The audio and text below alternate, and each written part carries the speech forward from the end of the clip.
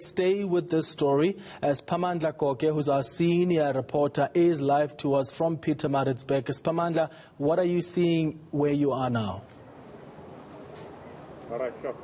Well, chaos, looting, anarchy continues in the capital city of KwaZulu-Natal, Pietermaritzburg. Police are here, soldiers are here. Bongamkize will show you soldiers on my other side, on my left. They are outside the provincial legislature's precinct here. There is nothing much they can do really except to support the police that are also here. This is a joint operation here between the police and the soldiers here. So basically, this is what is happening here in KwaZulu-Natal's capital city, Pietermaritzburg. The army is on the streets. They are just assisting the police. The police are busy chasing looters. They are trying to calm the situation here. Since the morning, we have seen malls being torched, shops being looted and factories being burnt down, And I can tell you that the economic impact is being felt.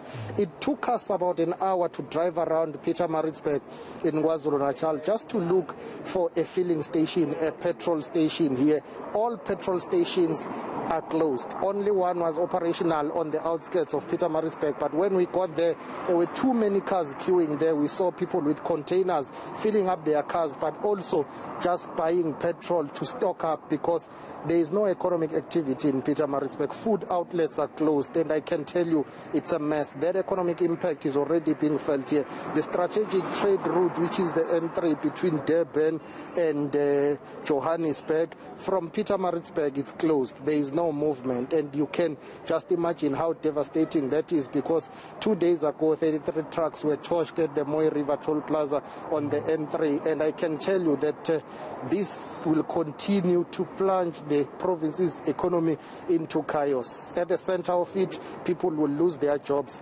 Businesses are already suffering. One owner of a factory that was burnt down told me that he employs about 200 people. Tomorrow those people will be jobless, and the man has seen his factory being burnt down to ashes. I'm joined by Mtumiseni Ntuli, who is the provincial secretary of the ANC in KwaZulu-Natal. This is the organization that runs this province in Pemp. Thank you very much for your time. As the governing party in KwaZulu-Natal, you must be ashamed of what is happening. Well, Goge, we are certainly very concerned about what is happening. It's an unprecedented experience. We have never anticipated that the level of discontent, unhappiness, and anger around the developments following President Jacob Zuma will lend themselves into the position where we find ourselves. But we believe that now that together as the leadership, working with the law enforcement agencies and structures of the ANC, we think that we're in a better place to solve the problem. It's not going to be easy. It's very complex, it's very challenging, it's emotive, but we need leadership on the ground, which is why we're here. How are you going to solve it? We had a meeting a few hours ago with the branches of the ANC throughout the area of Imbali Township and Etinde. We had a very good conversation in structures of the ANC. All of them have accepted that they were not able to move because they are not permitted to call meetings. They've seen people going up and down. Some of the characters that they know who live among themselves, who may not be members of the ANC or supporters of the ANC, but they had nothing to show. They could not intervene to say, but let's meet, let's sit down. What's the problem? Now that we came as a leadership, they are reconvening this afternoon. We are having another meeting here in the City Hall with all our councillors to arm our structures in terms of the information and the approach that we need to take. You've been quoted as saying former President Jacob Zuma must be released. Is that true? We've taken a position as a province that all available legal avenues must be pursued, must be exploited urgently, and with all of us, the provincial and the national leadership, to ensure that President Zuma is supported. That includes, by the way, which we believe that the Concord, as it deals with its own work this afternoon and earlier on today, would have taken time to glance over the window and see what's happening outside, but also to be very considerate when they are looking at the circumstances under which President Zuma has appealed for his release. But that's not how it works. The Concord cannot be influenced by what is happening out there. The Concord cannot be influenced by what is happening outside, but we're convinced that the argument that has been advanced by President Zuma is very substantive, is very cogent, that I'm an old man, almost 8-year-old, I'm sickly, I can't run away, I can't go anywhere.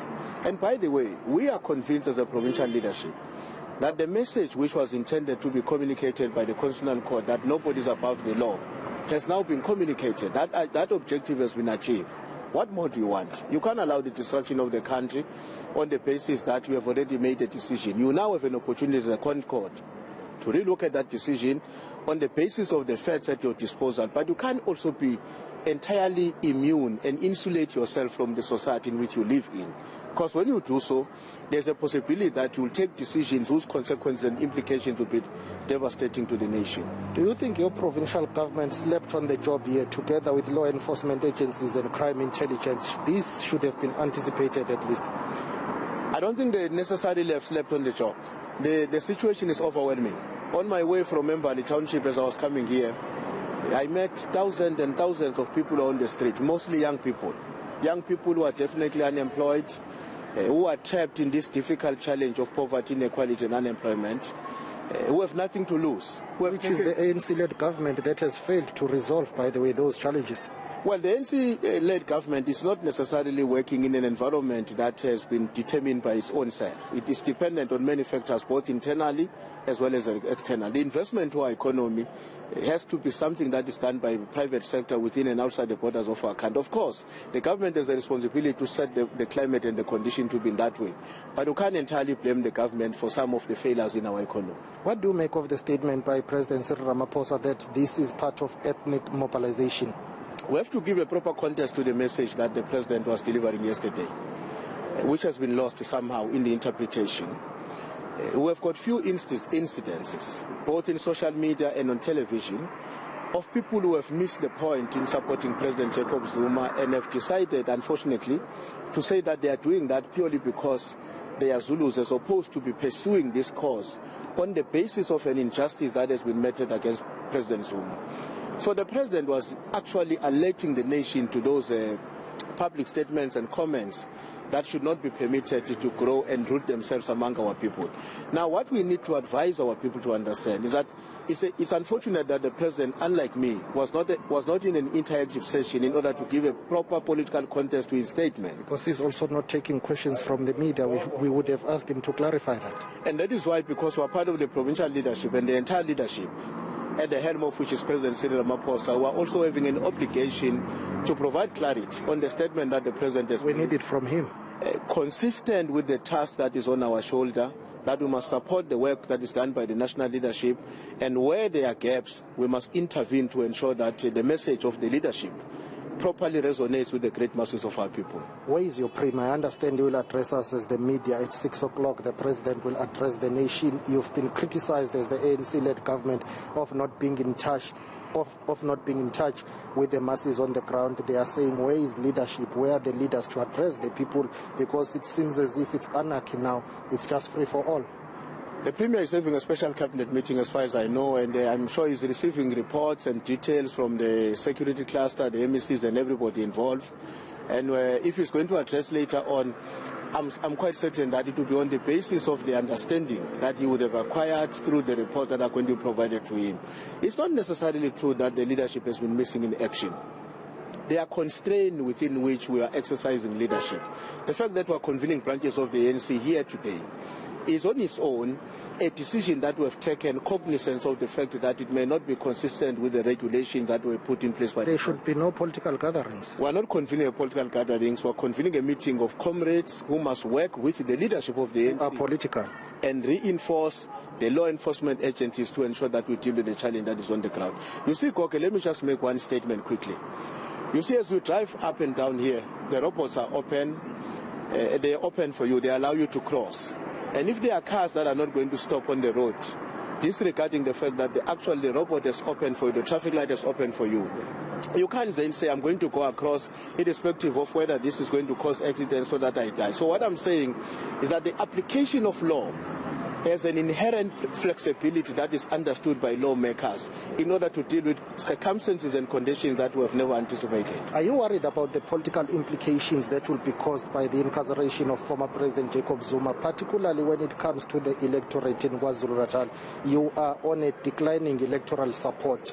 Are you worried that come next local government elections and general elections, you will lose power in KwaZulu-Natal? Is there any political implication that will be caused by former President Jacob Zuma's saga and incarceration?